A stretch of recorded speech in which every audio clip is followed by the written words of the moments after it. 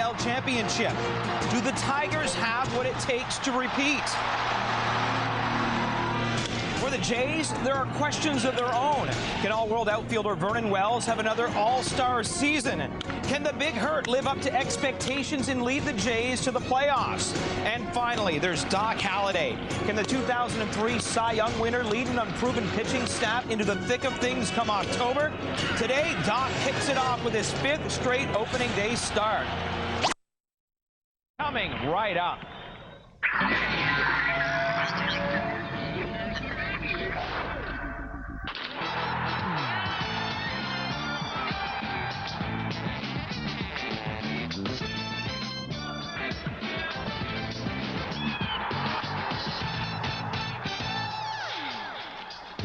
There's a look at Comerica Park in Detroit, Michigan. A beautiful day for baseball. Welcome, everyone. Barry Davis here in the Sportsnet Connected studios. The Jays open yet another season as they take on the Detroit Tigers. Great pitching matchup for you. Roy Halladay, Jeremy Bonderman. The great thing about the opening day is that optimism, nothing but optimism, as the Blue Jays, who didn't make quite the same amount of moves as they did last year, still look pretty good. Let's send it now to Comerica Park, and the guys that will be calling the game, Jamie Campbell and Pat Tabler. Guys? Well, Barry, I guess if there's an advantage to global warming, it's that we get days like this on April 2nd. It is gorgeous this afternoon in Detroit.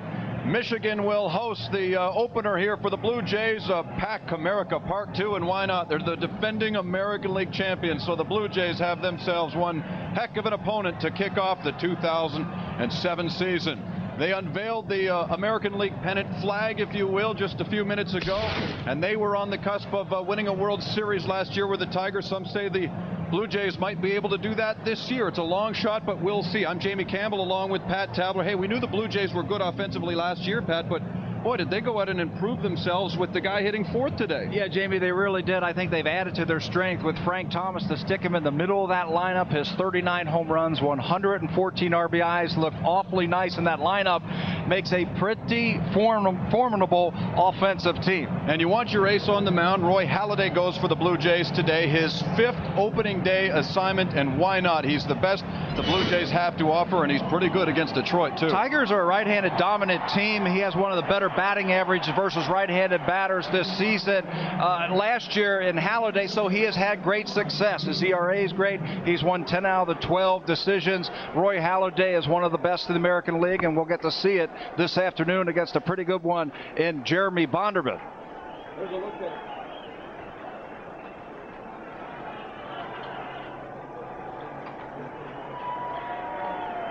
Jeremy Bonderman coming off his best season last season. In his 4-year career, he went 14-8. And here we go, underway from Comerica Park. Reed Johnson, the leadoff man for the Blue Jays, up against Bonderman. And thank you for joining us. What a perfect day for baseball it is. Coast to coast on Rogers Sportsnet.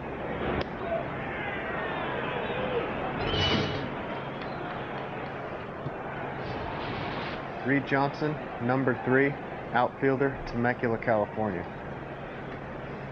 Nice to have the introduction from the man leading off against Bonderman. Here, that pitch is high.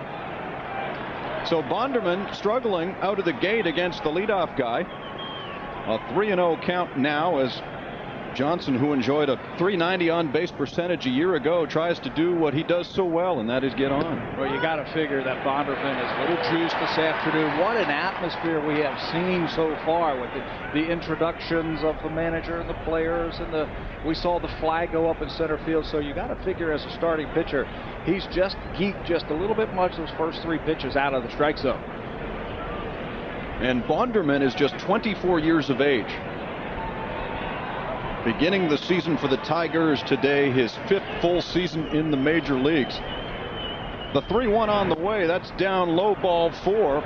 So Johnson draws a walk to get things going. There's a look at the numbers from last year for Bonderman. And Pat, this guy has one of the best, if not the best, slider in the American League. Yeah, that is his bread and butter pitch. That's where you're going to get all those strikeouts. Those 202 strikeouts, that finished 2nd in the American League with that. One of the things he is doing now that he has worked on in spring training is try to refine that changeup. He's got a very good fastball and the slider that you were talking about, but if he can come up with that third pitch, that changeup, he is going to be awfully tough. Outside to Overbay, and Bonderman is having a little trouble finding his spot right now. .312 average a year ago. Had 46 doubles for the Blue Jays, and is well known for being a gap-to-gap hitter. We were talking before the game with John Gibbons about Lyle Overbay hitting in that number 2 hole. Says he just likes him. He wants to put him there and leave him there.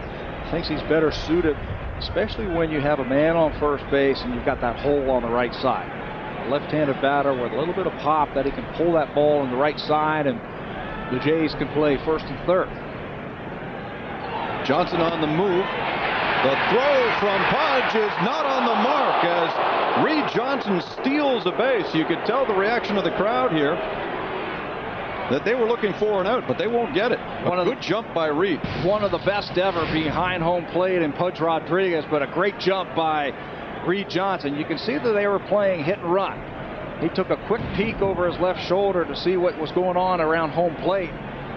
Figured he had to hustle in there, and with that ball short hopping Carlos Guillen, he picks up his first stolen base of the season. But that's a good one behind home plate in Pudge Rodriguez, best in the American League last year, and throwing out base runners at 46%.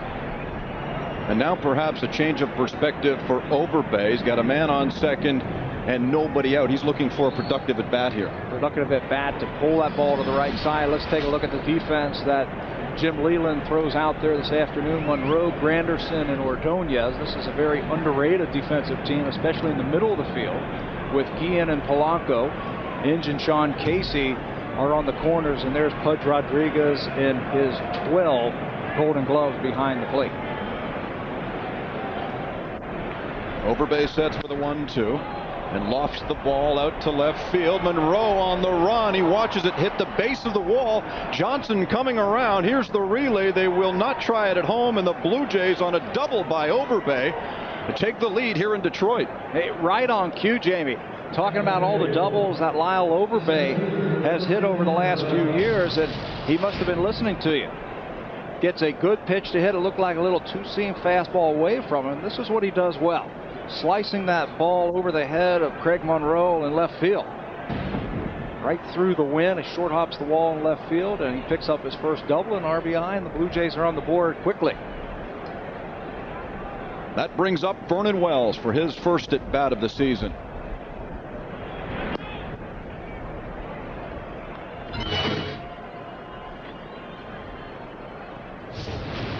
Hi, I'm Vernon Wells, center fielder, Toronto Blue Jays. You were bang on about the notion of Bonderman maybe being a little geeked up on opening day. He is not having a good time locating the strike zone right now. He has one of the better arms in the American League, and you know, you talk to all the Tiger people, they say he had a great spring, and he's one of the guys who's going to bust out this year and get into that upper echelon of pitchers in the American League. The numbers kind of tend to make you think that he's going to take that next step. But there is something about opening day that even for young pitchers, they just seem to be a little bit excited. And that ball starts jumping all over the place. Wells had a terrific April a year ago, hitting .396. He gave a lot of credit to the time he spent with the American team at the World Baseball Classic. Says he came into camp 1 year ago, refreshed, had learned a few things in the offseason, and judging by the way he played this past spring, he's ready to start well again in 07. He's got an opportunity here with runner on second base and nobody out to drive him in. On the 1-2, makes contact up the middle. It goes, a base hit for Wells. Overbay being waved, and he will score without a fight. So quickly the Blue Jays with a couple of runs on the board. And they're looking for a big inning here against Jeremy Bonderman. Again, right on cue. This ball banged right back through the middle. Slider, he leaves out over the plate, and you can see Wells, a good two-strike approach there. Hitting it right back through the middle, and this field has always been a slow field. So no chance for Kirk Granderson, the center fielder, to throw out Lyle Overbay. And we get our first look at Frank Thomas.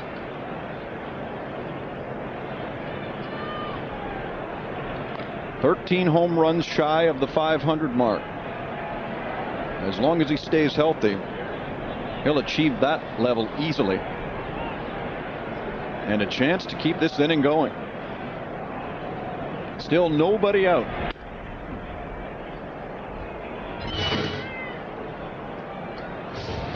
Frank Thomas, number 35, designated hitter, Auburn University. Oh, a nice little click for Auburn University. He was a football player down there. You take a look at him, you can see why. He's a big man.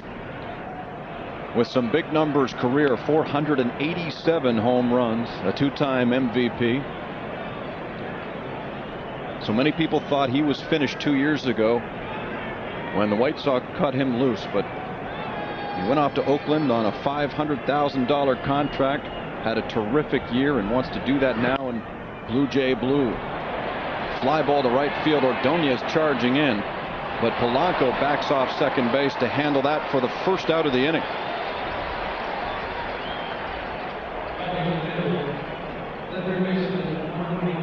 Well, believe it or not, there are 5 men who could possibly make it to the 500 level this year. Thomas and Thome among them. Manny Ramirez, Alex Rodriguez, and Sheffield will be thrown into that mix as well. This could be the season that Barry Bonds passes Hank Aaron's all-time mark of 755. The long ball will be a major story this year. And a guy who hit a ton of them for the Blue Jays a year ago is up at the plate now in Troy Glaus.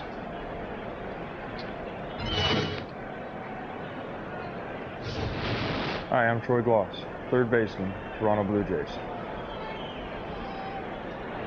You see the big numbers right there by Glaus. He struggled a little bit in spring training.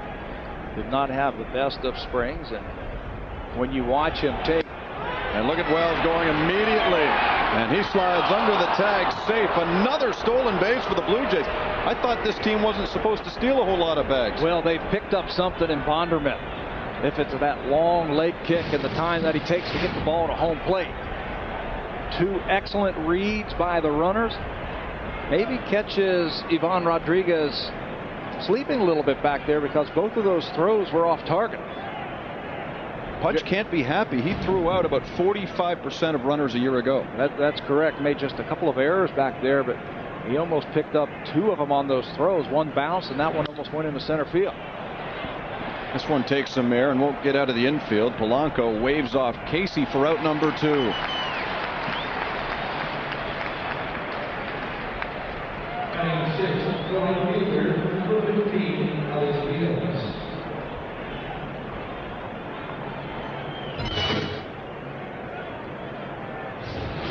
Alex Rios, number 15, right fielder, Guaynabo, Puerto Rico.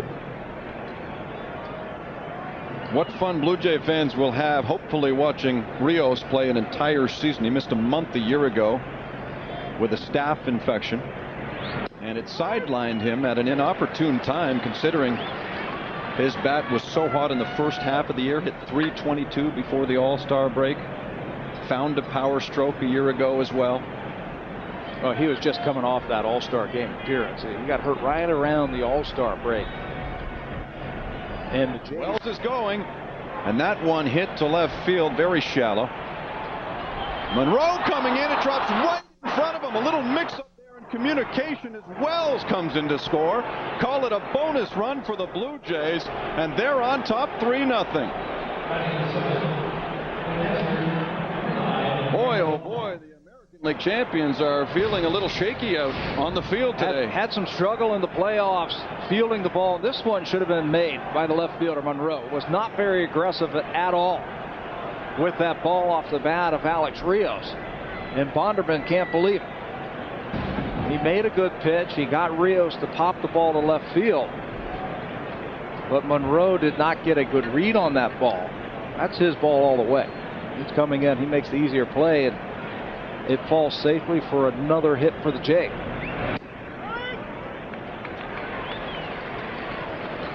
Three hits for the Jays, 3 runs. Here's the number 7 hitter, Greg Zahn, who against Jeremy Bonderman probably didn't think he was going to see an at-bat in the first inning. But things have gone the way of the Blue Jays early in this game. A couple of stolen bases, some timely hitting.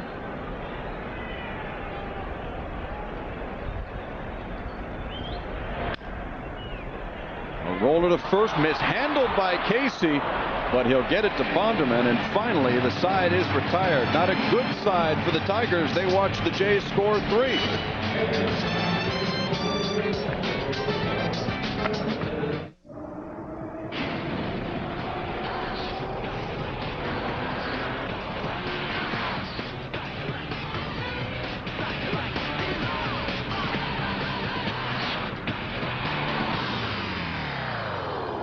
Pontiac G6, coupe, sedan, and the new hardtop convertible. Feel alive.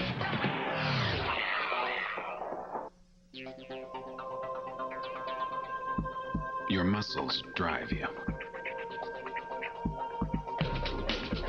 Your muscles move you. Your muscles free you. But only if they don't hurt you. Advil. For today's tough muscle pain, one is often enough. 22 minutes. Beat that. You're on. Need more power? Get today's most innovative new mowers at the Home Depot. And now we've added Cub Cadet to our exclusive lineup of great brands, including the ingenious new Zero Turning Radius mower. The Home Depot. You can do it, we can help. Good luck, buddy. The home side 9 looking like this. Curtis Granderson, the leadoff man. Placido Polanco, the second baseman, had an outstanding spring, hitting .491, led the majors in fact. Gary Sheffield in his first year with the Tigers. Maglio Ordonez is the number 4 hitter. Carlos Guillen at short just signed a 4-year extension with this club. Pudge behind the plate. He'll bat leadoff against left-handers. Sean Casey is a left-handed bat. He's at first. And Monroe and Inge rounded out for the American League champion Detroit Tigers, up against Roy Halladay today. Making his 5th consecutive opening day start, 16-5 last year, with a very fine .319 earned run average in 32 starts. 3rd in the Cy Young voting behind Santana. The Jays need a healthy Doc this year to contend. John Givens, the manager, says Roy Halladay, he is the cornerstone and the leader of our pitching staff. Not wasting any time against Granderson, getting ahead of him 0-2. That one is down low, 1-2. Granderson led the majors with 174 strikeouts last year. He's changed his 2-strike approach.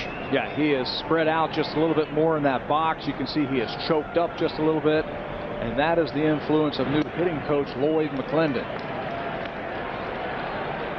You cannot have a leadoff batter strike out as many times as Granderson has. There's Lloyd McClendon, and you can see how spread out he is in that batter's box with 2 strikes. On the 2-2, a breaking ball fouled away. Halladay had a tidy spring, went 1-0 with a 2.40 ERA. Gave up just 4 earned runs in 15 innings of work. He is pain-free, and he has started more seasons for the Blue Jays than anybody in their history. And a base hit for Granderson excites the crowd. Well, that 2-strike approach by Granderson pays off. That was a good piece of hitting. He falls behind 0-2, and Halladay leads a breaking ball over the middle of the plate. Last year, Granderson grounds that ball to second base, and he's out. This time he just stays with it, shortens that swing just a little bit, and just dumps it in front of Vernon Wells in center field. This is a formidable lineup, 1 through 9. So good, their number 9 hitter had 27 home runs a year ago. Number 2 is Polanco, the most valuable player in the American League Championship Series. And Gary Sheffield thrown into the mix now And now you know why so many of the pundits are saying that the Tigers are still the team to beat in the American League. I've talked to a few coaches in the Central Division, and they said this Tiger offense is one of the best that they have seen. They have guys that can hit 300. They have some guys who can run. They've got pretty decent balance. And they've got thumpers in the middle of that lineup that can hurt you with the long ball.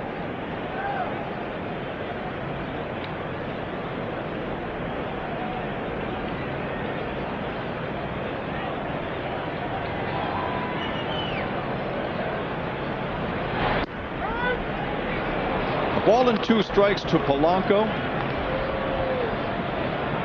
Granderson has some speed at first. One of the things the Jays have tried to do with all their starters this spring is to hurry up their move to the plate from the stretch to see if they can't cut down on the number of bases that are stolen against them. Work on that slide step. Get the ball quicker to the catcher, and maybe you can stay out of the double play. Now, Halladay might have had a play at second, but he takes the safe out at first. Here's how the Tigers look. The Blue Jays look defensively. A lot of speed in the outfield, and Johnson, Wells, and Rios. I think the key acquisition in the wintertime was Royce Clayton. He really solidifies the middle of that diamond. This play at shortstop, Gloss and Clayton over there on the left side, and Hill and Overbay on the right side. Last year, it just seemed like there were so many problems catching the ball in the middle of the diamond. Double plays that weren't turned, routine plays that weren't turned, and that can help your pitching staff if you catch the ball. You talk about Bonderman being geeked up. I wonder how Gary Sheffield feels right now, making his first appearance as a member of the Tigers. 20th year in the majors. Only 39 games last year with the Yankees, though, after a wrist injury sidelined him for a good part of the season. In fact, that wrist injury occurred during a collision with Shea Hillenbrand in a game we did at Yankee Stadium. And it looked kind of innocent. You know, it looked like Shea Hillenbrand was the one who took all the heat, but Sheffield fell on that wrist. He had surgery on that. And if you watched him this spring, he looks 100%. Outside corner, a strike for Halladay, 2-1. The thing that is impressive with Gary Sheffield is he doesn't strike out a lot. We've talked about the 455 home runs. Always right around that 300 batting average, but he does not strike out a lot. You can tell by the location of Halladay's pitches he's being awfully careful, and rightly so with Sheffield. Well, he does have a base opener, but you don't want to have that tying run come to the plate.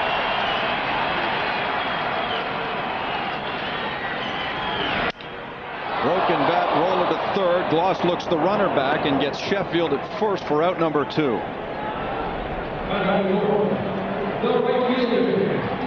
Well, the guy coming up next set some fireworks off a year ago in the postseason. You might remember this against Houston Street. 3-3 game, bottom of the 9th, and a walk-off to send the Tigers on to the World Series. And all that money they gave Maglio Ordonez about 2-3 years ago paid off with one swing. Still very quick on the inner half. When he first came up, he had the power the other way, but you could pitch him inside. Now, boy, he can get the head of that bat to the inner half on a good fastball, and you can see what he can do with it when he does. Great numbers, 24 home runs last year.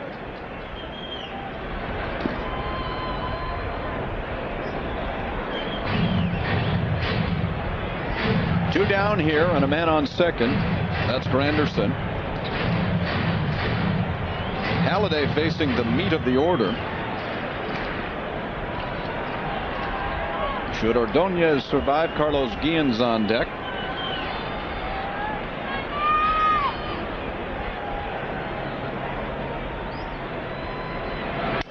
Another busted bat. The ball goes foul.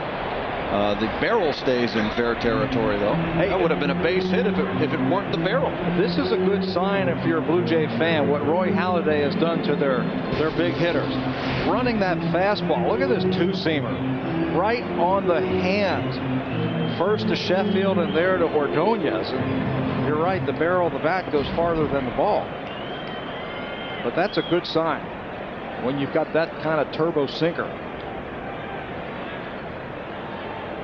Ordonez does not fare well against Halladay historically. And on the 1-2, a ground ball taken by Clayton.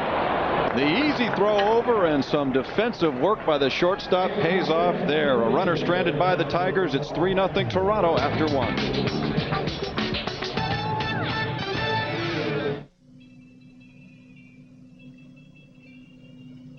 Man, I need a new job. Any ideas? Nope.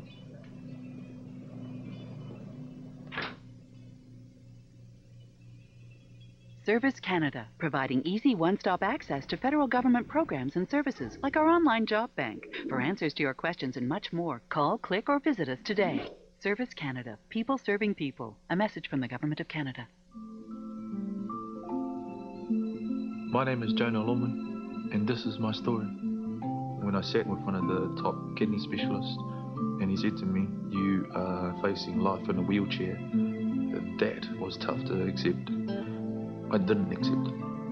In the space of 3 years, I've got out there, played rugby when I shouldn't have. I had to fight for every step to get there.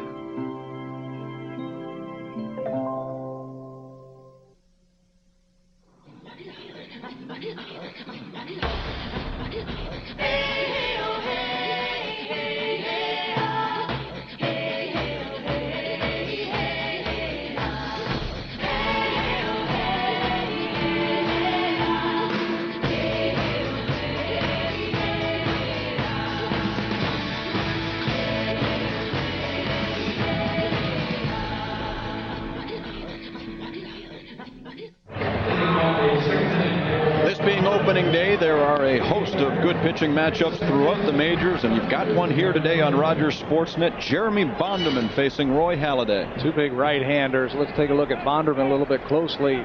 Fastball with late life, meaning that when it's on its way to the plate as a hitter, it seems like it just kind of giddies up and gets right on top of you. He's also got that strikeout pitch, that slider that is awfully tough. And numbers up. All his numbers are going up, the good ones, the innings, the Ks, the wins the last 2 years, and numbers going down, the ERA. He has lowered his ERA the last 4 seasons he has pitched. I think he's on the cusp of becoming one of the elite pitchers of the American League. 8, 9, and 1 due for the Blue Jays here in the second. Hill, Clayton, and then back to the top, Reed Johnson.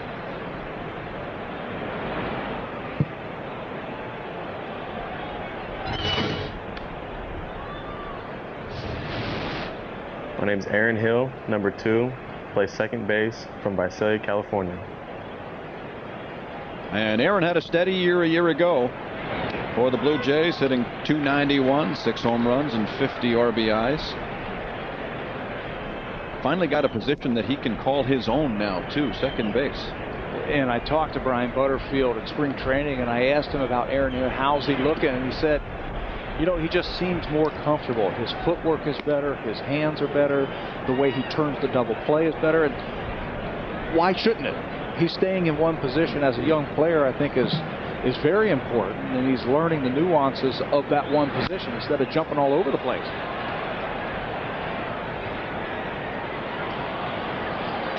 Aaron has a new double play partner in Royce Clayton, who will bat next.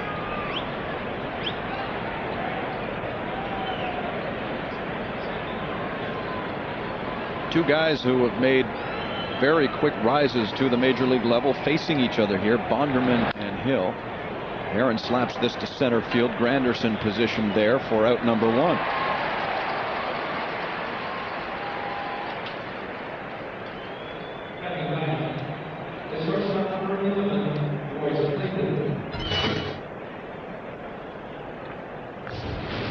Royce Clayton, number 11, infielder, Paradise Valley, Arizona. And just by starting today's ball game, Royce Clayton, who swings at the first pitch and lines this ball down the right field line and out of play, establishes a major league record. This being his 10th major league team, he has played for more big league clubs than any other shortstop in the history of this great game. He's played for a few. Oh, has he ever? Arizona, St. Louis. It's not just the National League. He can do some American League things too. He threw an American League club in there from time to time. I talked to him about a month ago in Dunedin about his tenure and asked him about young players coming up through the various clubs that he's played for in recent years. He says the funny part is I have kids coming up to me saying, I watched you when you were a Giant, and he'll open his Blue Jay career with a base hit to the right side. Good way to start for Clayton. That tells you you've been around a long time when minor leaguers are saying, I was a kid and I saw you with the Giants. That's not a good feeling, is it, for a ball player? But another pitch that splits the plate, and it was elevated by Bonderman. Nice little inside-out swing by Clayton, and he's on the board early as a Jay. And let's be frank about Clayton's role on this team. They're not expecting much from him offensively. Hey, you can sit down in that number 9 hole. You can just get the pitches, and he's going to get pitches. By the time the pitcher works his way all the way down to 9, he and Aaron Hill are going to get some pitches to hit. But he was brought over here to do exactly what he did to end the first inning. Make that great play at shortstop. Good backhanded play. He sets himself and makes a nice throw, and Halladay gets credited with a 0 being put on the board.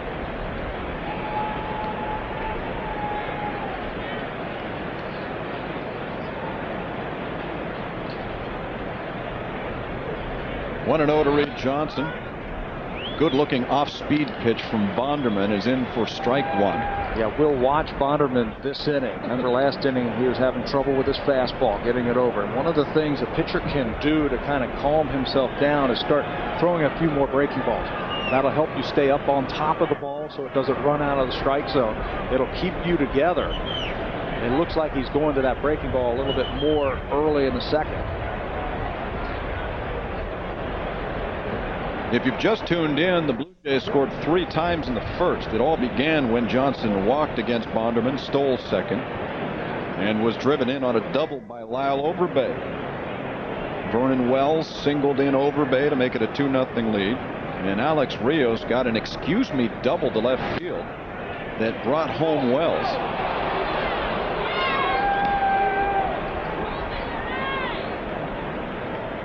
And though, Pat, it's nice to get a run here and there against a dominant pitcher like Bonderman, to get 3 in the first inning is an absolute bonus. It's a bonus, and I think you said it right, that a bonus run was the last run. And we'll see if that takes its toll on Bonderman as this game goes along, but you can't shut it down. Clayton running, fouled away. You have to stay aggressive, and that's exactly what John Gibbons is doing. 2-1, 1 out.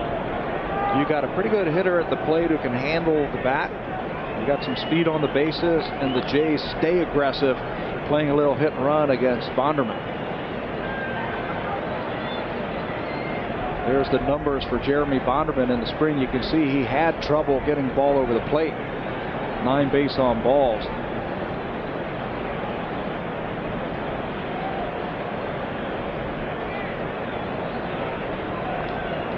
And at least the Blue Jays have him thinking a little bit too as he steps off the rubber and checks Clayton back at first. It never hurts to plant that seed of doubt in a pitcher's mind. Upstairs, and Johnson's down to his knees. The count runs full at 3-2, 1 down, with Royce Clayton at first base. Top of the second on a gorgeous afternoon in Detroit. I'm Jamie Campbell with Pat Tabler. And we're like kids at Christmas. Baseball is back. There is nothing like opening day. And especially at a place like Detroit when you're playing against American League champs. There goes Clayton. Swung on and popped up. Off goes the mask. Back to first. Slides Clayton. And I'm not sure Rodriguez knew that he might have had an out there. He had Royce Clayton dead to right at first base. Clayton was going on the 3-2 count. And this is where Jeremy Bonderman has got to become like a traffic cop in the middle of that diamond. He's got to be coming in yelling at Rodriguez that he's got to play at first base. Look at where Royce Clayton is when Rodriguez has the ball. He's not even halfway to first. Let's see if the Jays can cash in on that mental mistake. Big swing from Overbay. Strike one. Overbay a double and a run driven in the first inning. Had a lousy spring. He only hit $196, but he said, you know, I saw so many pitchers that I'd never seen before. I was always taking at least the first pitch just to figure out what they might throw. You got to figure hitting in that number 2 hole where you have to take a lot of pitches. You don't want to go up there and just hack away. You want to give the guys behind you a chance to see the full arsenal of that pitcher out there. You have to be a little bit more selective, especially early in the count when you're hitting in that number 2 slot. But you know what? All those numbers in spring training, they don't mean anything. This is when it starts right here. They don't print those numbers on your bubblegum card, do they? They don't. The 196 No. or whatever you hit in spring training. And it should not matter that the Tigers had the best record in all of baseball this past spring either. It's not helping them now down 3-0. But we got a long way to go in this one, Pat. 2 balls and a strike. Overbay with the good eye stays patient and works it to a 3-1 count. You can see all the time that Bonderman has taken as you take a look at what Lyle Overbay has done since the start of the 2004 season. He has now tied Todd Helton with the most doubles. But as you watch Bonderman now in the second inning, he does not look crisp. He has taken a lot of time in between pitches.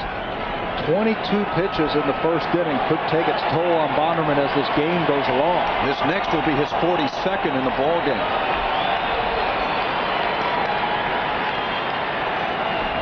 Payoff pitch, runner is on the move, ball 4. That will extend the inning for the Blue Jays and bring up their best hitter with a couple of men aboard. You can always watch a pitcher, or for that matter, a ball player, and the body language when things aren't going well. They'll look around and they'll kind of kick at the dirt or walk around the mound or whatever it is. As you watch Bonderman this half inning, he's really struggling, and his body language is saying, man, I just do not have my release point. I am not in that groove. When you're going well, things are moving quickly, you get the ball, you want to throw it, and you're right in that groove. It just looks so far through an inning and 2/3 that he has not found that release point. There are a whole bunch of games going on this day. A reminder that you can log on to BlueJays.com and check out the brand new way to follow all the action around the league on MLB.TV Mosaic. Gives you the ability to watch 6 games simultaneously on one screen, the highest quality of live baseball on the internet. Be sure to check it out at BlueJays.com.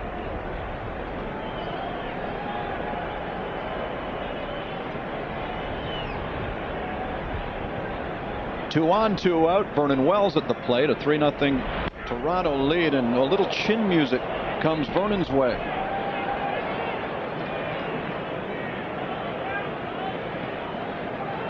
We've seen Reed Johnson go down to the knees. Now Wells gets a bit of a chuckle out of it too.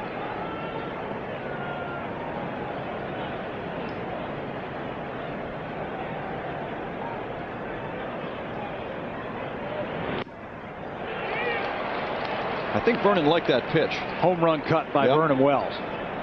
The first one he tried to run up and in on him. That one he left out over the middle of the plate, and he was looking to put 3 more on the board. Look at that. Home run pitch right there, and he missed it.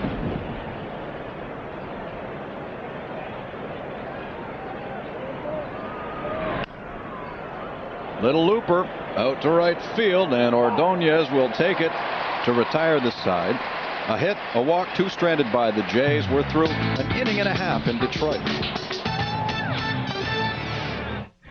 Closed captioning brought to you by Tim Hortons Triple Chocolate Baked Goods. It's irresistibly chocolatey. And by Hyundai. Hyundai, drive your way. Time to think about taxes. Taxes on income, taxes on investments, taxes on my property, and my special favorite, taxes on tax. How do you deal with this, Chris? I don't worry about it. Well, why not? My Investors Group consultant. And the plan. The Plan by Investors Group, a personalized approach to financial planning planning, designed to help you prosper now and over time. designed to help you prosper now and over time. 2 1, 2 out. Ball 4. That will extend the inning for the Blue Jays and bring up their best hitter with a couple of men aboard. 2 on, 2 out. Vernon Wells at the plate. A 3-0 Toronto lead, and a little chin music comes Vernon's way. You can always watch a pitcher, or for that matter, a ball player, when things aren't going well. They'll look around and they'll kind of kick at the dirt or walk around the mound or whatever it is. As you watch Bonderman now in the second inning, he does not look crisp. He has taken a lot of time in between pitches. 22 minutes. Beat that. You're on. Need more power? Get today's most innovative new mowers at the Home Depot. And now we've added Cub Cadet to our exclusive lineup of great brands, including the ingenious new zero turning radius mower. The Home Depot. You can do it, we can help. Good luck, buddy. You want access? Chuck E. Cheese. We give you a glimpse of what life is like off the field for Vernon Wells. Straight comedy hour. Tonight on Sportsnet Connected.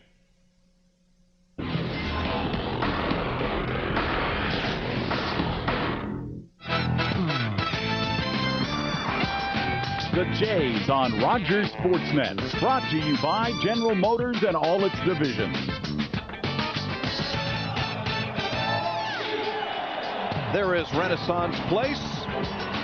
Some of us are staying there, and we're staying there with a bunch of wrestling fans, as I discovered this morning. They had WrestleMania 28, 20, 32, 33, something like that. 23? I had lost track. Yes, there's been so many of them. But oh my goodness, some of the characters walking around the lobby.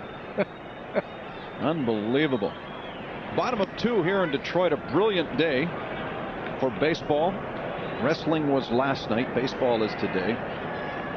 Carlos Guillen, a happy man, in front of a packed house here at Comerica Park. Guillen with a contract extension just the other day. He'll be here another 4 more years. $48 million will be paid out to the man. So, as he said after he signed the deal, I'd be the bat boy for that price. Shot past Halladay. Clayton waits for it and has the out at first. So far, so good for the doctor. Well, so far, so good because he challenges hitters. Last year, just 132 strikeouts in the 220 innings he pitches, but he goes after guys, and he does it with an excellent 2 and 4 seam fastball. He'll sink the ball, he'll cut the ball. I don't think he can throw a ball that is straight. And the cutters were cut off in spring training. They were. He has been reduced to, as he said, about 15 per game, and that's in the regular season. Yeah, he had some trouble last year in spring training throwing a lot of cutters and had the problem in the forearm and missed some starts. This year he cut back on that and had a great spring. Last season, Halladay shut things down after September 20th. Didn't win a game after August the 20th and still won 16 when they started printing the back of the bubblegum cards this year. That's the record he had a year ago. He has been so consistent. He has not gone more than 5 starts without a win since the start of the 2003 season. And you all remember what he did in that season, the Cy Young. A ball and 2 strikes. Rodriguez breaks another bat. A flare to center field. Charging is Vernon Wells. He's got it. There's a reason they keep handing that man Gold Glove awards, and you're seeing why there. Well, he got an outstanding jump on that ball. That right there is a tough play. The ball off the end of the bat, where you're not sure if he hit it off the end of the bat or got enough wood on it. But Wells reads it perfectly and breaks in quickly and catches it about belt high. He will be formally presented that Gold Glove on opening day 1 week from today back in Toronto. So make sure to log on to BlueJays.com to get your tickets. There are not many available. One of the few left-handed bats in this Tiger lineup steps in against Halladay. Sean Casey, who had such a tremendous World Series, hit .529 in the 5 games. You know, if their pitchers hadn't made so many errors of field, Jim Leyland might have another World Series ring. Yeah, it seemed like every time you watched the ball game, there was balls being thrown down the third baseline. E1 here and an E1 there. Something as simple as pitcher's fielding practice. And that's why you do it every day in spring training. But talking about Casey, you were right. .529 in the World Series. He showed a little pop with a couple of home runs. The 1-2 hit softly over the head of a leaping Clayton into left field for a 2-out base hit. Second time now that we have seen a left-hander for Detroit on 2 strikes get a breaking ball by Halladay. And the ball slapped into left field for a hit. Location. Zahn wanted that one. It looked like he wanted to backdoor it a little bit, and it came in the middle of the plate. Casey has his first hit of the season. Those are patterns that good teams pick up on. Knowing what certain pitchers do on certain counts. You're absolutely right, and I will be interested, and I'm going to watch Halladay the next time those left-handers come up. If he gets ahead 2 strikes on the Grandersons and the Caseys, we'll see how he tries to put them away next time. Here's Craig Monroe. A power hitter to be sure, 28 home runs last year. And incredibly, their number 2 guy in that category bats 9th on this club. He's on deck, Brandon Inge. Free swinger is Craig Monroe. 126 strikeouts last season.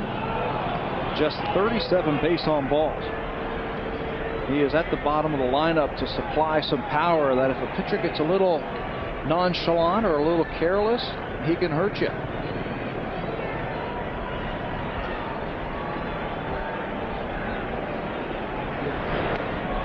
A big swing and a miss there from Monroe. He goes down. Halladay has his first strikeout and enjoys a 3-0 lead in Detroit.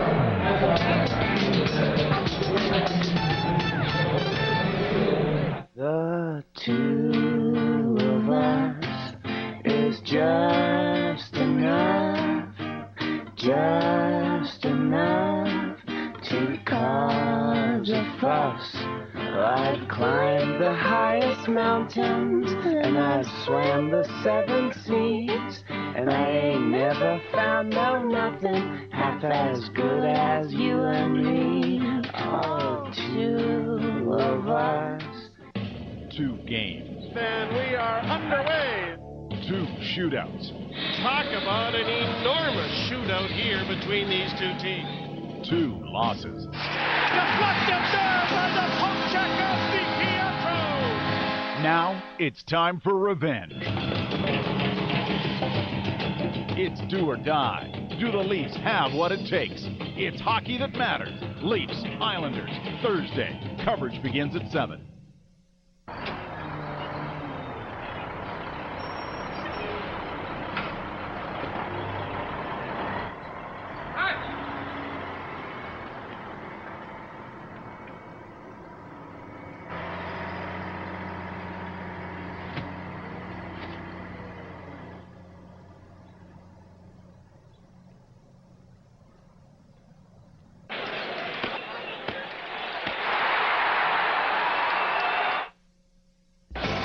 An update from Yankee Stadium. Scott Kazmir on the mound pitching to Jason Giambi with 2 on.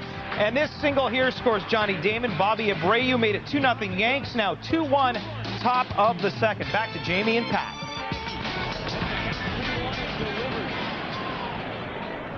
Barry, here it's a 3-0 lead for the Blue Jays through 2 innings. Coast to coast on Rogers Sportsnet.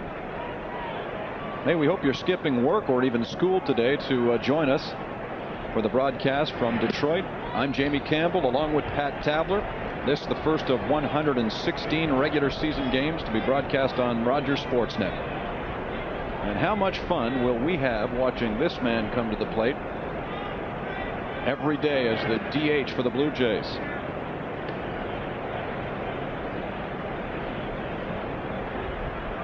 Thomas popped out back of second in his first plate appearance back in the first. Here he faces Bonderman again. The Blue Jays gave us this nifty little pamphlet with his picture on the front and a list of every home run he has ever hit, 487 of them, the first coming in 1990 in Minnesota against Gary Wayne. You know, I saw that Wayne and I was like, Wayne who? Very good, Gary Wayne. Yeah, and then it lists all the pitchers afterwards. Mark Langston was the second victim. Your old friend Bud Black with the Cleveland Indians in 1990 was number 3 on, and so on and so forth. Well, you saw that right there. That is what he's going to add to this lineup. When you talk about watching him all season long, his 39 home runs last year, more than double what the Blue Jays got from their designated hitter spot last year. So 17 home runs out of the DH spot for the Jays last year. 2-2, wrapped down the third baseline and foul. So I guess if you can't go out and sign some more pitching, you might as well add to your offense. Right. And try to outslug everyone. Just outblast everyone. Yeah. He had a great year last year for Oakland.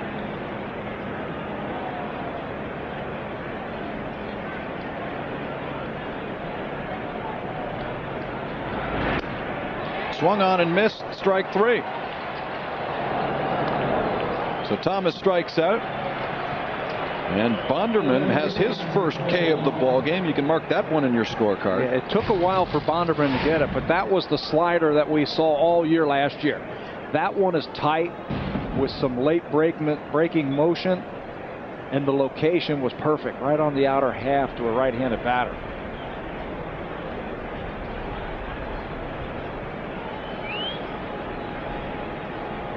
The line of power hitters continues with Troy Glaus.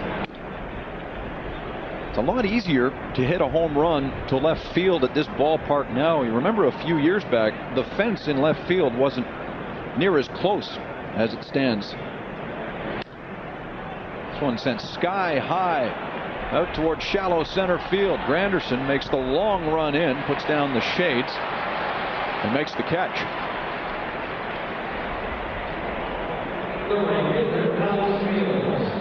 You know, when this ballpark first opened, you had to really get into it to hit a home run to left field. You know, the flagpole was in play. That's right. It was in play in left center field, and that's the addition that they made a few years ago. They put the bullpens out in left field. They used to be in right field. You used to have to hit it into the stands in left field to get a home run. So consequently, there were tons of triples here at Comerica the first couple years it was open.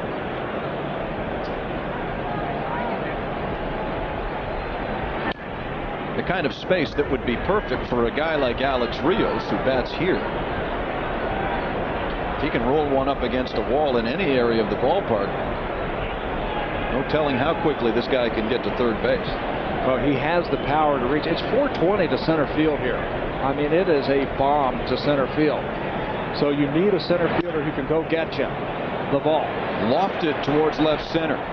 But Monroe will take it in. The first 1, 2, 3 we've seen today. Bonderman relieved, but he's behind by 3.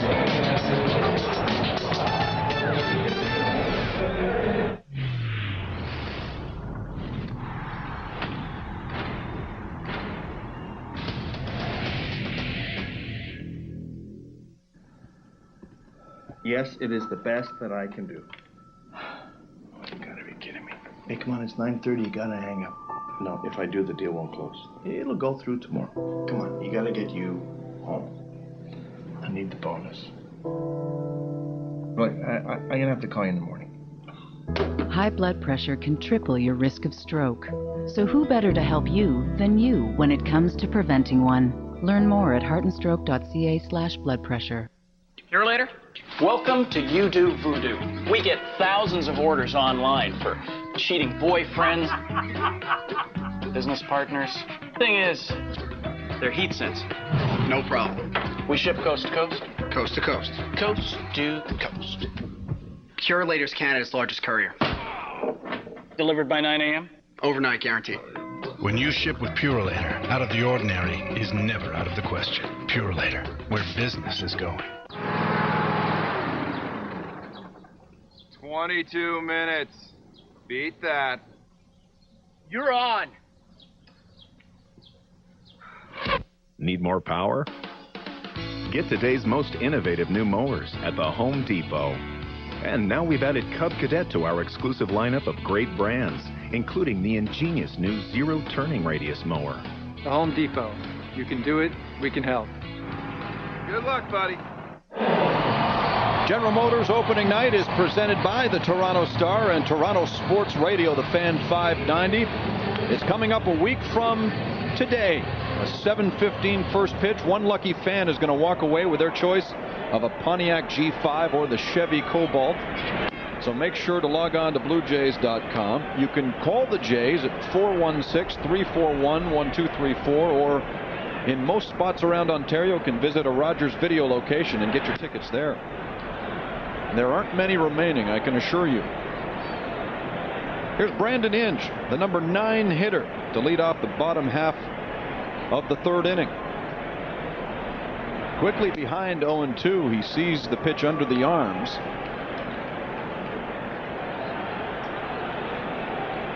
Halladay hasn't had a whole lot of trouble with the Tigers so far. A couple of base hits, both from left-handed batters, Granderson and Casey. Beyond that, nothing but a bunch of broken bats. This one short hopped in front of Hill. He'll charge it and throw to first. Not in time as Inge beats it out.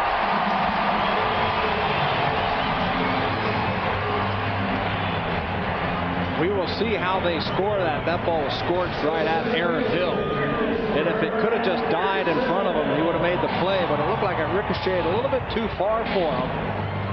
And Inge, for a power-hitting third baseman, gets down that line quickly. You can see from that replay, he just beats the throw, and it will go as an error for Aaron Hill.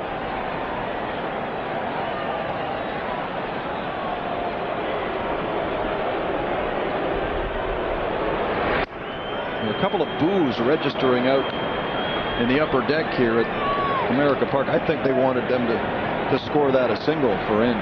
That would have been tough for an official scorer to call that a base hit. I mean, it was right at Aaron. It was a playable ball. And again, if it didn't ricochet so far, he would have had the play. Hit and run. Backhanded by Hill. No play at second, but he'll hop it over there to Overbay for the out at first.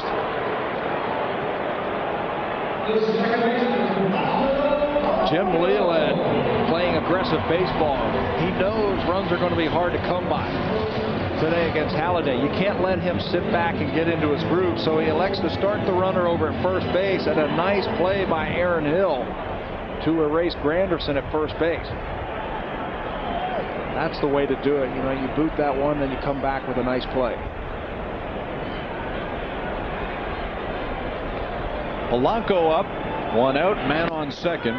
I spent the entire month of October in studio with Greg Zahn, and he said that Brandon Inge was by far and away the fastest runner on the Tigers ball club, which is somewhat surprising. Faster than Granderson. Faster than Granderson.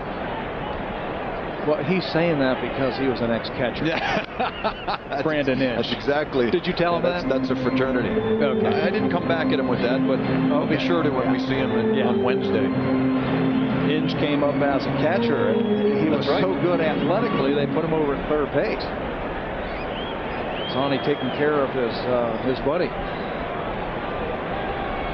The team is not built for speed. The Detroit Tigers. This one finds the hole on the right side. Inge held at third on the base hit by Polanco.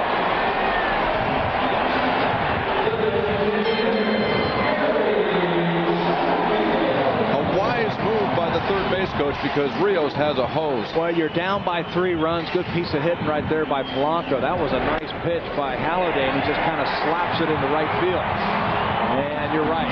Rios has that cannon. He gets rid of it quickly, and he's accurate. When you're down by 3 runs, Gene Lamont wants to make sure his big boppers have a chance to tie it. And here's where things are going to get interesting. First and third for the Tigers. 1 away, and the Jays lead it by 3. Heading towards the foul pole, and it falls on the wrong side for Sheffield. If you're going to pitch him inside, you got to stay right there. You can see on that swing by Sheffield, he could not get his arms extended. That fastball was just bearing in on him. Still very quick on the inner half is Gary Sheffield. If you're going to pitch him in, you got to pitch him way in.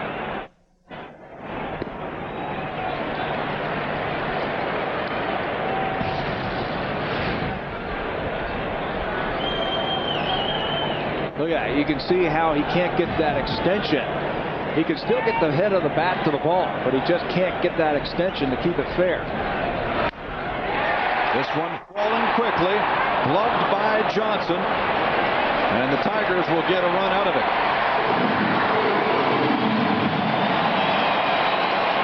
More like a sacrifice line than a sacrifice fly, but they'll take it as the home side finally gets on the board. A little 2-iron line drive by Sheffield. All the way out to Reed Johnson, who was playing them very deep. RBI, and the error comes around to score the first run of the game for the Tigers.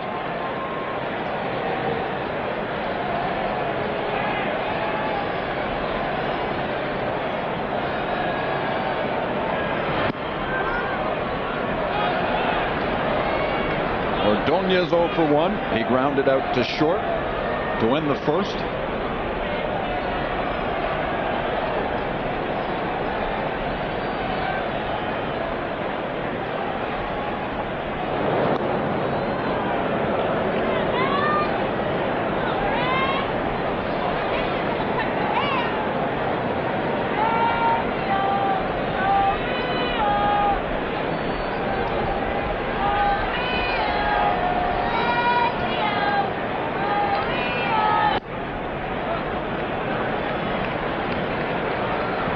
Little high as far as Rick Reed is concerned. It looked like about belt high right there. I want to get this guy because the man standing on deck, Hean, is very good with runners in scoring position. And that's a strike. Interesting change of perception. One's a fastball. This one's a breaking ball. It looked like they ended up about the same spot in Greg Zahn's glove. But one's called high and one's called a strike.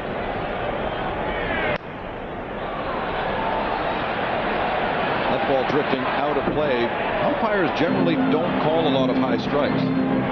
Yeah, and I know they've been trying to make a conscious effort of calling the real strike. You know, the rule says from the armpits to the knees. And we've seen the ball right around, I don't know, navel high, I guess, called for a ball. As we take a look at the 4 umpires working today's game. And I know they've made an effort to try and call the high strike.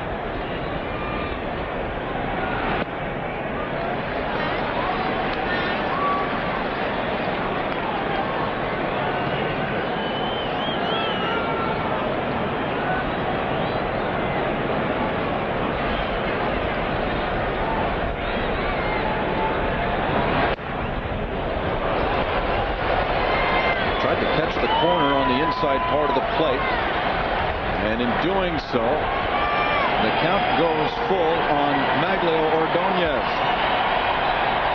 Tigers have a run here in the third, and Halladay wants to keep it that way.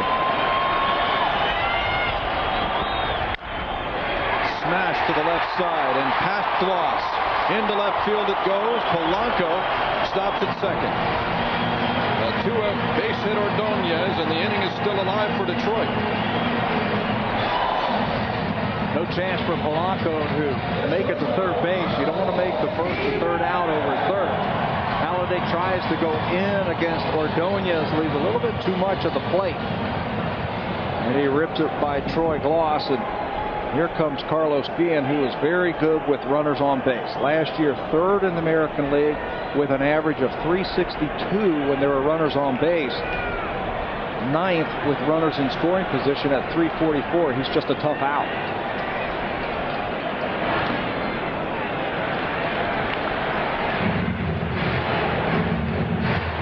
It can be a long day for a guy like Greg Zahn when Roy Halladay is on the mound. There is nothing straight coming out of Halladay's arm. Yeah, for the most part, he just puts his glove right there and Halladay will pop it.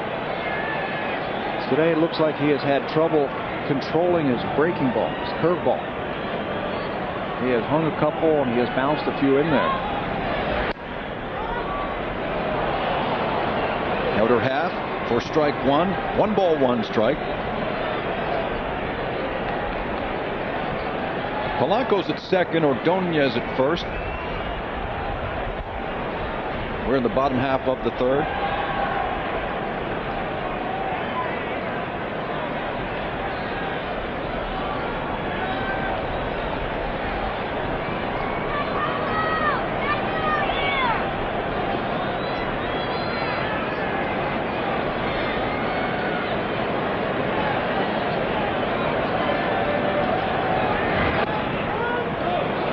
another strike. I think Greg Zahn was kind of crossed up on that. Just the way he received that ball and quickly called timeout to go out there. Watch how Greg Zahn goes after this ball. It's a breaking ball, not real free, and he calls time immediately. When you want to be an ace of a team, take a look at these numbers that Halladay has done since 2002. The team, when Halladay starts, 92-50, 23-9 last year. Look at the number right at the bottom when somebody else other than Halladay goes.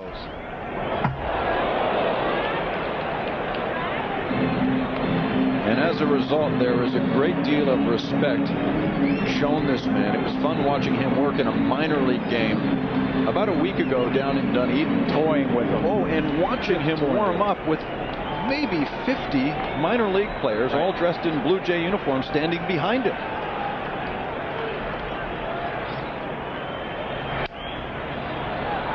That one heads out of play and into the hands of someone. A nice little souvenir here on opening day. Remember we talked about Halladay trying to finish off left-handed batters, and he's left a couple curveballs over for Granderson and Casey getting hits. The last two pitches after he got the 2 strikes against Guillen, they've been hard sinkers.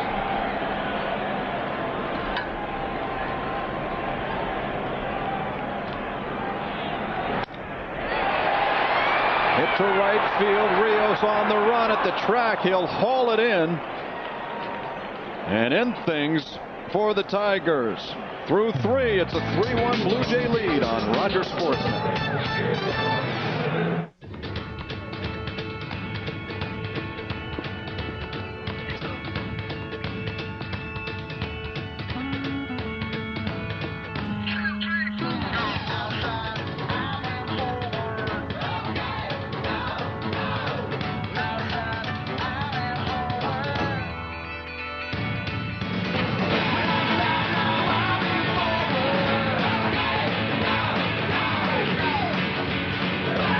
We wanted a risky paint color. Fiesta Tangerine. But that's not us. We thought about doing something wild in the dining room. But that's not us. We wanted to go variable with our mortgage, but... Actually, with an RBC Homeline plan, you can have the security of a fixed rate and the savings of a variable rate. That's a home improvement we can live with. Yeah, we're living on the edge. Having the best of both kinds of mortgages. That's how RBC put us first. I'm Gilbert Arenas, and this is my story. For the first 40 games of my career, I sat on the bench. They thought I was a zero. And instead of being bitter, I just practiced. It wasn't even about basketball anymore. It was about proving them wrong. I wear number 0 because it lets me know that I need to go out there and fight every day.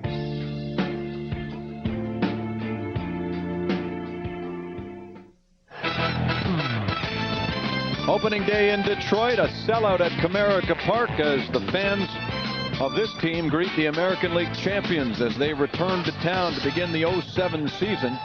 Couldn't have asked for a better day. We had a flyover just after the anthems finished up, and well, we're looking forward to the home opener where the Blue Jays are concerned. It comes 1 week from today at the Rogers Center. Kansas City provides the opposition, and Breakfast Television presents the opening night suite contest. You can win a luxury suite for 10 to the opener. You'll have to tune in to Breakfast Television on Monday, April 9th on City TV. You can enter at BlueJays.com. That contest, by the way, closes tomorrow. We've hit the 4th at Comerica Park. Jamie Campbell joined by Pat Tabler. As always through the season, we're happy to have our Sportsnet.ca columnist Scott Carson up here in the booth as well. Wherever you are watching, here's hoping you're enjoying this one. All 3 games here in Detroit are going to be afternoon affairs. Morning starts if you're watching in BC. Bottom third of the order coming for the Jays. Greg Zahn, Aaron Hill, and Royce Clayton here in the 4th. Now, don't be fooled by what you see here. It's a brilliant day. The sun is out. The skies are clear. Tomorrow's an off day, and they're expecting rain on Wednesday and Thursday. Or so we are told, as Zahn grounds to second. It's going to look a lot like opening day in Toronto 30 years ago. Lots and lots and lots of snow, and you know, you don't even need a ticket to get in to see the game if you don't mind standing around outside. I think that is so cool. Yes. You know, that is out in right center field. You can park your car, you can come up, you can stand on somebody's shoulder if you're a little kid and watch a ball game. Well, if you've ever heard the term the knothole game, that's where it comes from. The old days when the parks had those big wood fences, and you know, you'd find a little hole in the wood and stand there and peer through it and watch a ball game.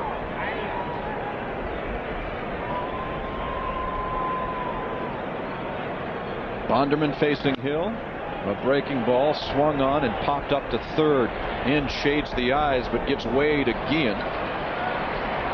And Jeremy Bonderman in the last inning and a half kind of looks like he's starting to lock in a little bit. Yeah, 22 pitches in the first inning, 24 more in the second inning. But then you kind of saw the strikeout against Thomas at the start of last inning. He is now retired 6 in a row, and it looks like he's starting to lock in.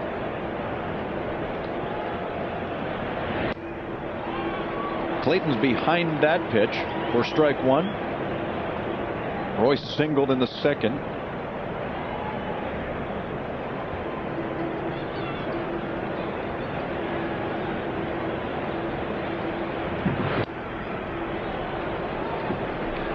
Well, let's run through the teams for Clayton. We were talking about his longevity. A couple of innings ago, he started with the Giants in '91. And from there played with the Cardinals, the Rangers, the White Sox, Milwaukee, Colorado, Arizona, and then last year 2 clubs, Washington and then Cincinnati. So Toronto, if you add it all up, becomes his 10th team. His basement will be full of jerseys. Spent a lot of money on some frames.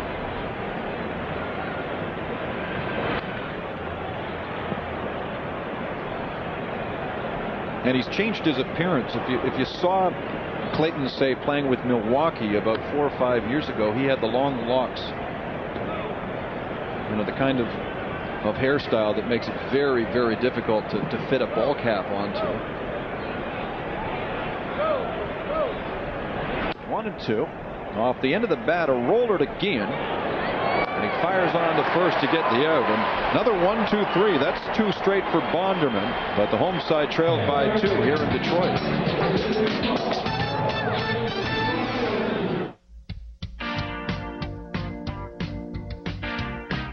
Looking for the right mortgage?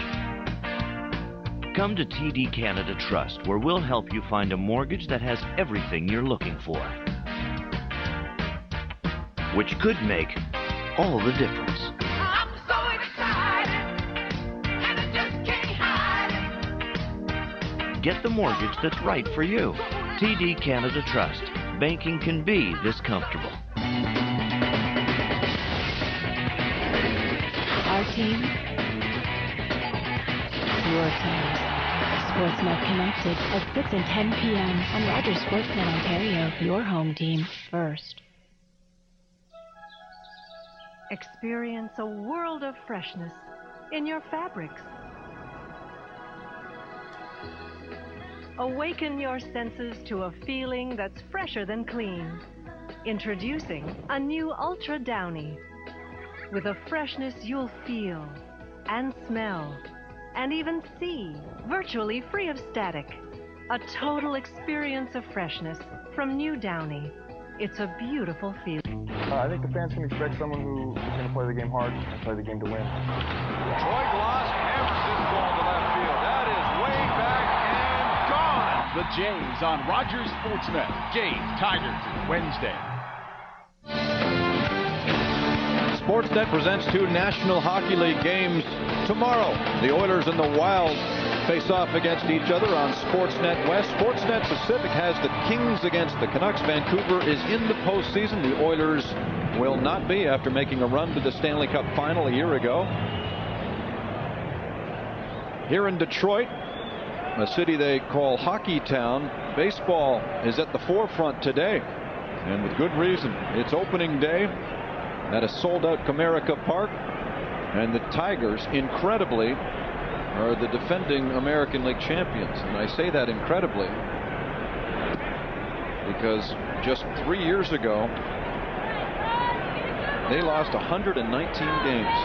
119 games. How quickly things can turn. Pudge grounds to Gloss. 1 down. You know, and the manager of that team, Alan Trammell, really took the brunt of that. You know, he was a rookie manager early in the 2000s and was handed a team that was in transition. And it's really not indicative of the baseball that he knows or the type of manager that he can be. Even the improvement last year to the year previous, where last year they were American League champions, ended up finishing second in the division. The year previous, they were 71 and 91. So think of how much of a difference Jim Leyland made to getting these ball players to play the game and play it as one. He did, but you know what? It also helps to have Verlander, Honderman, good personnel, Kenny Rogers, a great bullpen where you shorten the game. You only have to play 6 innings and then turn it over to that bullpen. Line right to Aaron Hill. And Casey is retired. And this is exactly what Halladay needs. He came into the 4th having thrown 60 pitches. Get a couple of quick outs here and keep men off base. Did it in 5 pitches so far, which is very good. Here's Monroe again. He struck out in the 2nd. Remember what people were saying last year after the Tigers had hired Leyland? Well, what are you going and doing that for? Why recycle a guy? I mean, Jim Leyland's days, his best days were long past, but obviously that was not the case. So they thought. So they thought. They thought in Colorado that he was burned out, but he has a history with his general manager, Dave Dombrowski. Those two were together in Florida when they won the World Series in '97. They were also together with the White Sox, Tony La Russa's staff. Did you know that? I didn't. Back in 1983, Dave Dombrowski was Roland Heeman's assistant general manager, and Jimmy Leyland was La Russa's third base coach. So they go back a long way. They faced off against each other in the World Series last year. Right. That's right.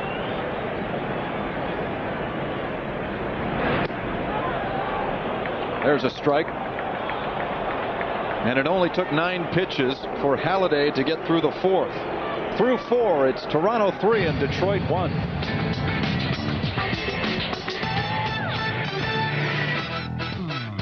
Hello, everyone. Barry Davis in the Sportsnet Connected Studios. Hope you're enjoying today's game at Comerica Park. Well, the answer to that trivia question, who will hit the first home run of 2007, has been answered. Let's take you to the highlights.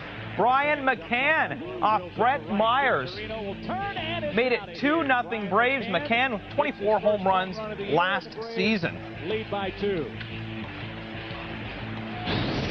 A shocking coaching change in the NHL with only 3 games remaining. The New Jersey Devils have fired head coach Claude Julien. Now, Julien's replacement will be GM Lou Lamoriello. Stay tuned later on for Sportsnet Connected with Jason Portwando. We'll get back to the game in a minute. Presents blatant marketing ploys. During the playoffs, companies like to entice you with free hockey stuff. Not official. Weird. So sad. Blatant ploy?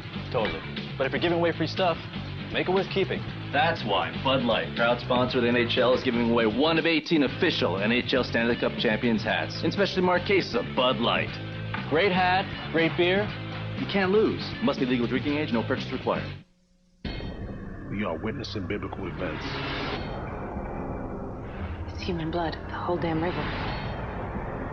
Catherine, you're in danger. The Reaping starts Thursday, April 5th.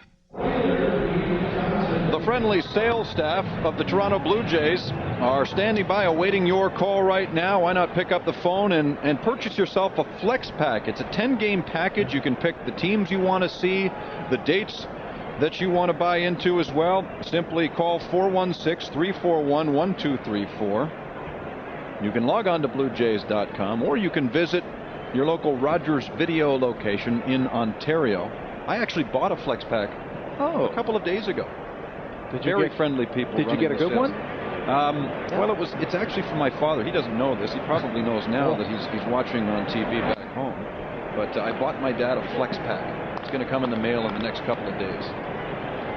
He just scribbled down a bunch of games he wanted to go to and said, "Here, son, get me those tickets." And that's all you have to do for a flex pack? Pick up the phone and call them. They'll take care of you. Perfect. Top of the order, Reed Johnson to lead off the 5th inning on a brilliant day in Detroit. It's this one high in the air, over near third. Inge will pull it down for out number 1. The first baseman, Lyle Overbay.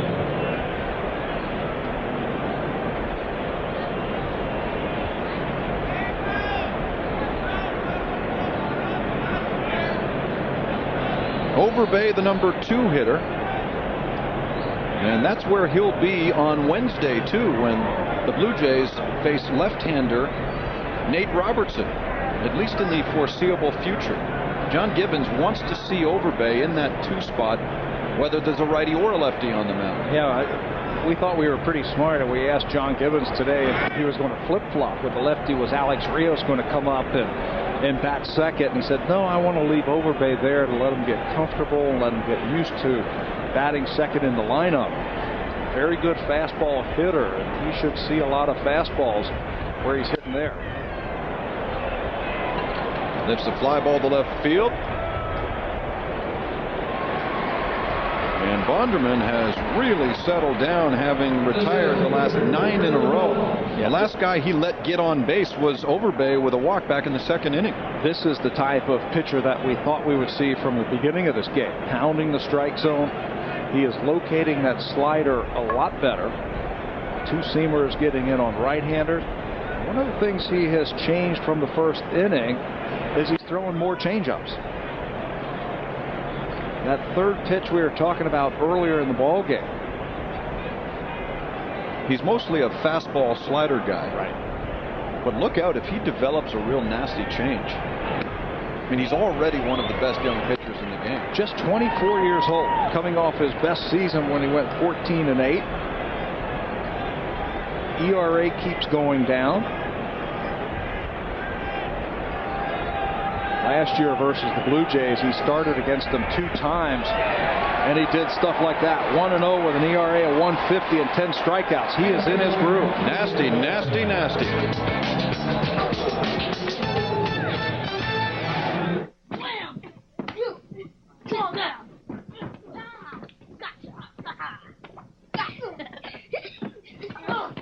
Hey, you guys supposed to be in bed. Oh, yeah?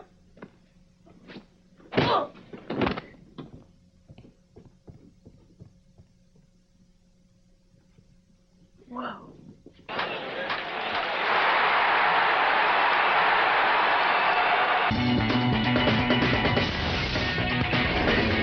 Our team,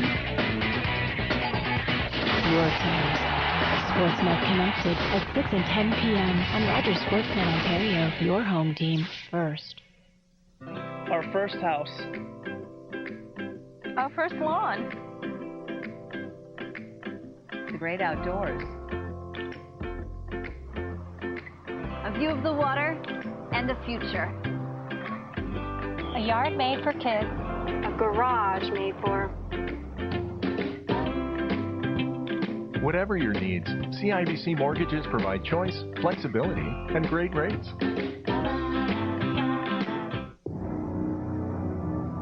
Heat. Enemy of engines.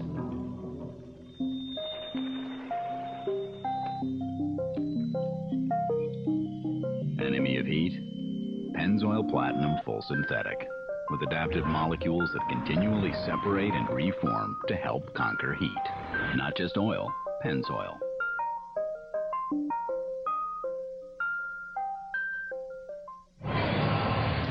It is opening day across the majors. Technically, the Mets and Cardinals kicked it off last night. We'll call it opening night on April 1st, but April 2nd, and a brilliant one here in eastern Michigan for the opener A Blue Jay baseball on Rogers Sportsnet. They'll play 3 here in Detroit over 4 days and then head south to Tampa Bay and face the Devil Rays on the weekend before going home to the Rogers Center for the home opener on Monday against Kansas City.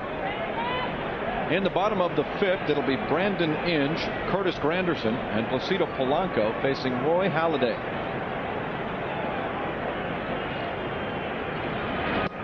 The Blue Jays have 3 runs, all of them coming in the first on 4 hits. Detroit with a run on 4 hits. It is unearned.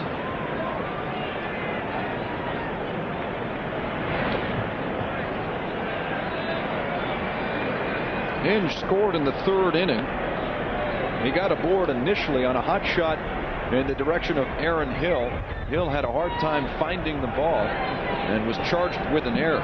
So Inge came all the way around to score to finally get Detroit on the board. You know, I think the whole key for Roy Halladay from here on out is when you're at the bottom of this lineup here, keep these guys off base until Sheffield and Ordonez and Guillen come up. Keep them off base. You'll pitch to them with a 2-run lead at this point, but do it with nobody on.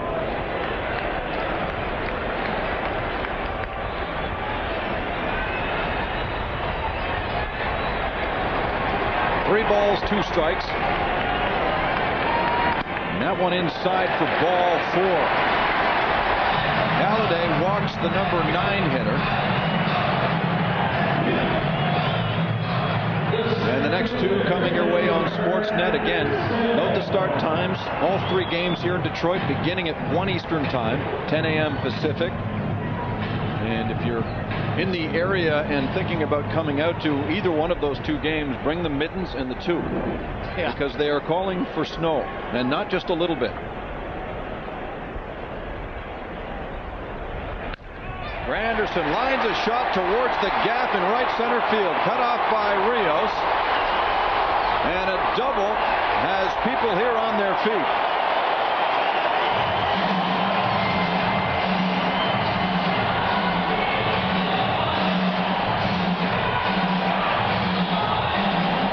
First pitch swinging, Curtis Granderson. He already has a hit in this ball game. First pitch right down the middle, and he rifles it into right field. Inge easily makes it to third base. You can see that that ball is behind him. He knows that he can make it to third base. Rios gets it in quickly, and the Tigers have something going here. Second and third, and nobody out.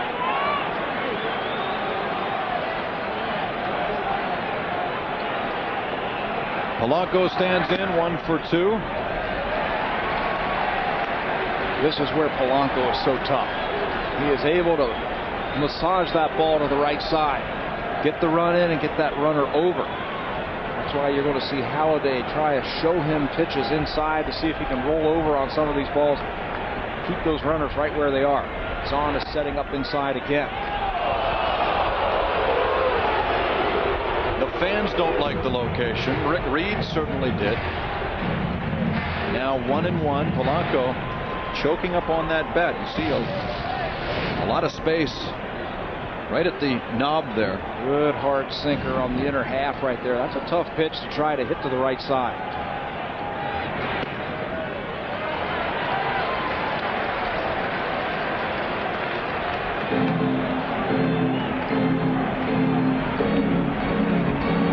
Danger lurks in the name of Gary Sheffield.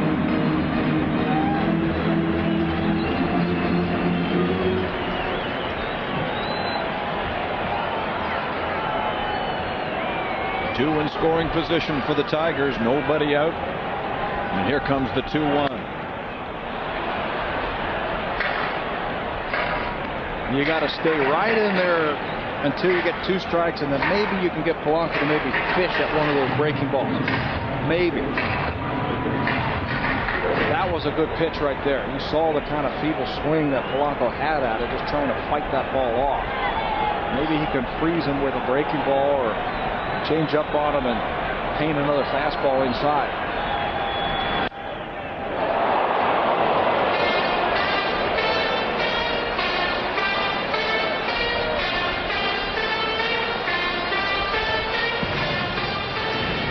Looked like he was going to try and freeze it with a fastball in the outer half, and at the last second, you see Polanco just kind of flick that bat at the ball and make contact.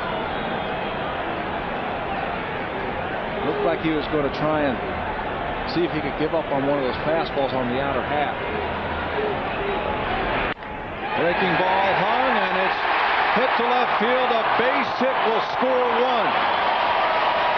Inge comes in to count, and it's now a 3-2 ball game. But he follows up that fastball with a breaking ball. And Polanco is a very good two-strike hitter.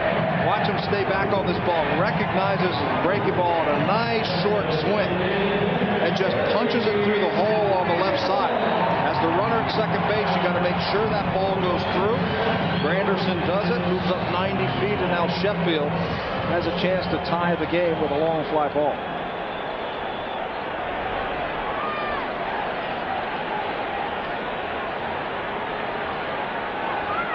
Sheffield with that patented waggle. Looks at ball one. Said the other day that he plays the game with rage. Plays the game to prove everybody wrong. He's the type of player who, tends to produce more when he's got something to prove.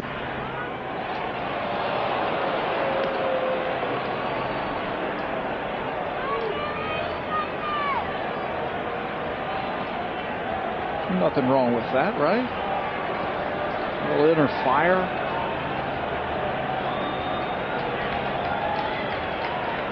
Here's the 1-1. Has him turning away. You can tell Sheffield for a time there thought he was going to get hit in the leg. Holds on to that breaking ball just a little bit too long. You can see where Zahn wanted it. He wanted to go away from Sheffield.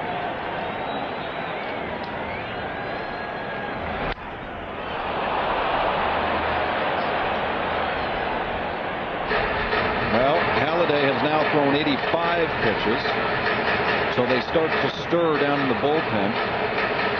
John Markham, the right-hander, beginning to warm.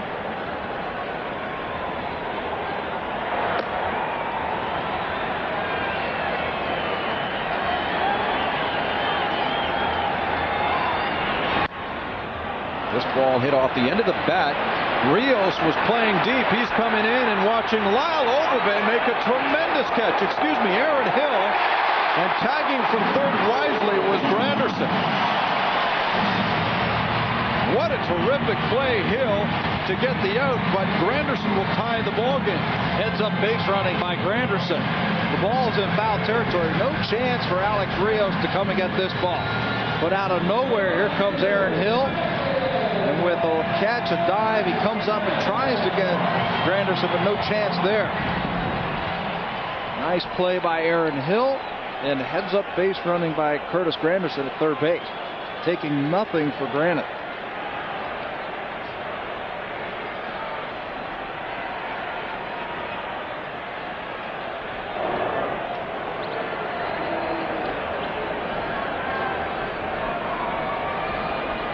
So a walk, 2 hits, and a testy foul ball produced a couple of runs for the Tigers. It is now tied at 3 in the bottom of the 5th.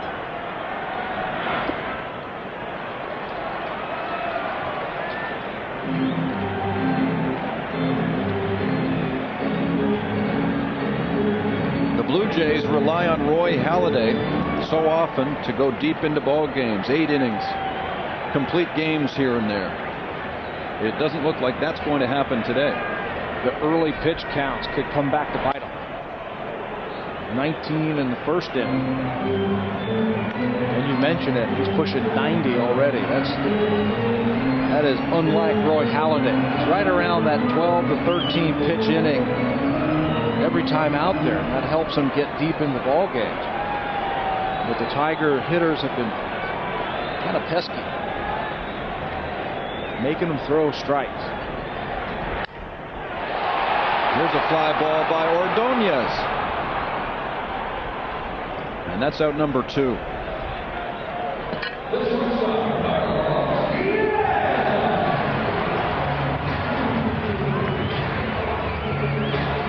Well, things are looking a little better where the Jays are concerned in that both Sheffield and Ordonez are retired without incident, but in the process, the Tigers have manufactured a pair of runs to tie the ball game. Carlos Guillen now, the shortstop, 0 for 2.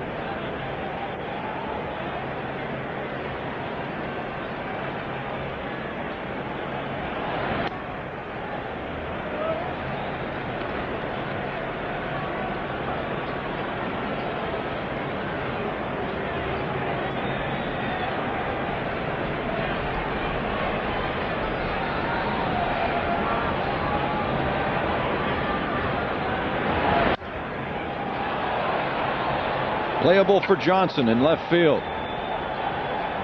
The Tigers get a pair on a couple of hits. We're all nodded at Comerica. So there are a variety of colors you can choose from. Oh, and you can get a bonus offer of free Mopar accessories, free gas, or a bonus cash rebate. Mopar accessories. Free gas. We'll take it. Get a great car at a great price and choose a bonus offer of Mopar accessories, free gas, or a bonus cash rebate. Only during the Canada's Choice event. Imagine the crisp, clean feeling of tropical waters in your fabrics. Introducing Tahitian Waterfall, an invigorating new scent from Ultra Downy. Imagine the soothing warmth of a summer morning in your fabrics. Introducing Cashmere and Silk Fresh, a comforting new scent from Ultra Downy. At Shell, we're constantly raising the bar. That's why Shell has become the first nationally in Canada, not just to meet, but exceed the top-tier detergent gasoline standards for all gasoline grades, set by BMW, GM, Honda, and Toyota. And that's what separates Shell from ordinary fuels. Back to Yankee Stadium we go. Bottom of the fourth, 2-1 Yanks, and Jorge Posada going deep off Scott Kazmir, his first of the year. It is now 3-3, though, as the Tampa Bay Devil Rays have rallied. Back to Jamie and Pat. Well, Barry, here's why they play 9 innings in a baseball game. Because after the top half of the first, Bonderman had thrown 22 pitches and given up 3 runs. Things were looking awfully rosy for the Blue Jays, but back come the Tigers, and Bonderman has really settled down nicely. He really has. End of the second inning, he seems to have found his groove. The numbers kind of point that out. Just 77 pitches now through 5 innings. Roy Halladay, the last couple of innings, kind of struggled. That pitch count up to 93, and you know, John Gibbons has some decisions to make. Do you leave him out there for the first game? I'm thinking maybe one more inning for Halladay.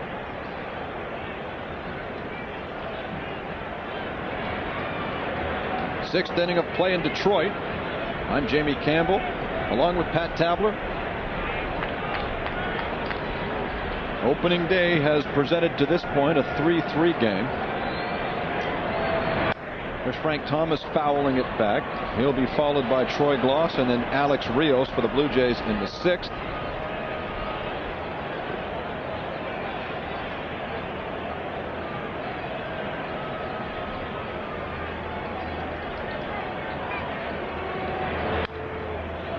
And rips a base hit to the left side, the first base runner for the Blue Jays in a long, long time. Prior to Thomas, Bonderman had set down 10 in a row. Well, we encourage your feedback. Remember our special feature Jays Mail. All you have to do is visit our website at www.sportsnet.ca and look for the Jays Mail link, or you can email us directly. There's the address, jaysmail@sportsnet.rogers.com. Send us your questions.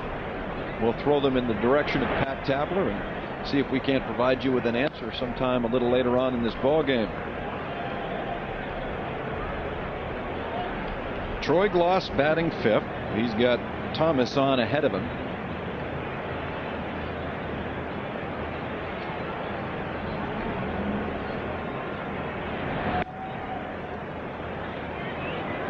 Frank Thomas brings a lot to this ball club. He brings a solid bat, power numbers, an intimidation factor that I'm sure we'll deal with from time to time over the season. But one of the things that he brings that might be considered a negative is that once he gets on base, he doesn't run very quickly. So he'll clog up the base paths a little bit. You know what? If you're hitting it over the fence, who cares? It doesn't matter. You can clog it up as much as you want. You talked about presence. I think presence is very important. That swagger, that big, strong guy in the middle of the line. A lot like when Dave Winfield came over here in 1992. I mean, just the atmosphere within the clubhouse for some reason was just different. It was like, you know what, big man, we can jump on your back and you can carry us for a long time. And I get that feeling. I haven't been around the ball club a lot so far this year, but I get that feeling that's how it is with Big Frank. 2 balls, no strikes. And this ball hit to left field. Monroe back towards the wall. Oh, and he's got it right at the top of the wall. That'll send Big Frank back to first. Just a little bit too much air under that ball. Darn near prophetic there. Just a little bit. You can see right there that Gloss did not get all of it. Hits it high in the air, and that allows Monroe to get back to the fence and just clip it right off that yellow padding up there, and Bonderman likes it. Look at the expression of relief. Well, he got away with a mistake.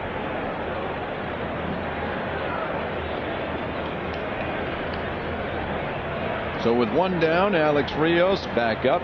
He doubled in a run in the first, bringing home Vernon Wells for the 3rd run in that inning.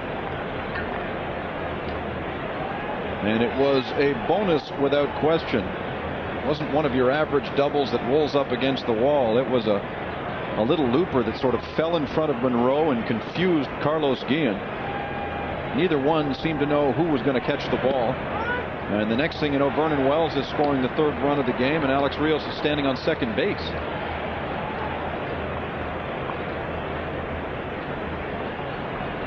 It's all even now, though.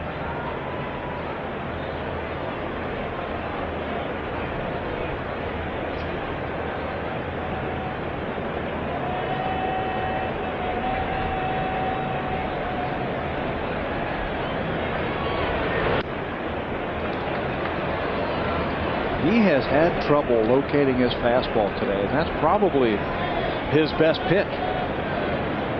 Fastball command, it seems like he's really falling off the mound towards the first base side, more so than I've seen him before.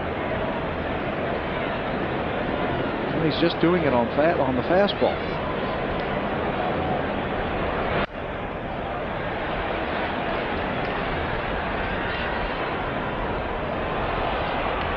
And Bonderman, like Halladay, does not look poised to go too deeply into this ball game either. Well, I think that's what Jim Leyland had to say to him, when Troy Gloss was at the plate, when he went out there to talk to him. He probably told him, give me everything you got here for this inning.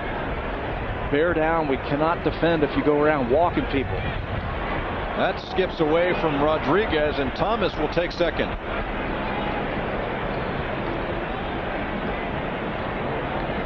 They have a very deep bullpen with guys who can shut you down, as you take a look at Joel Zomaya. And again, I think Leland went out and said, get me through this inning and we could turn it over to our deep and talented bullpen and give it a shot, try to give you a win here. But we can't defend if you're walking people and throwing wild pitches.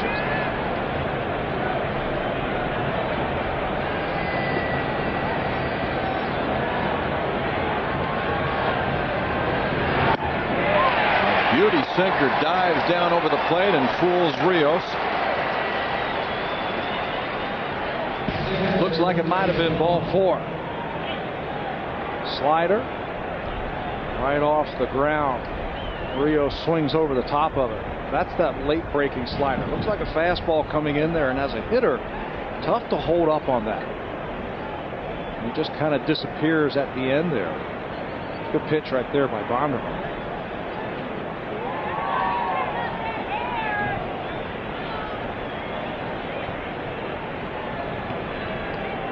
Bonderman with 3 strikeouts now. Greg Zahn Dribbles this ball at Casey, and that'll end it.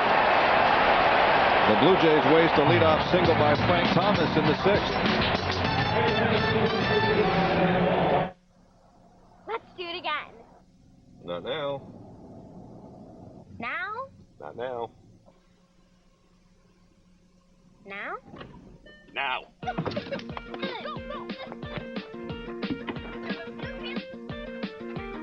Easy out, easy in for all 3 rows of seats. The all-new Mazda CX-9.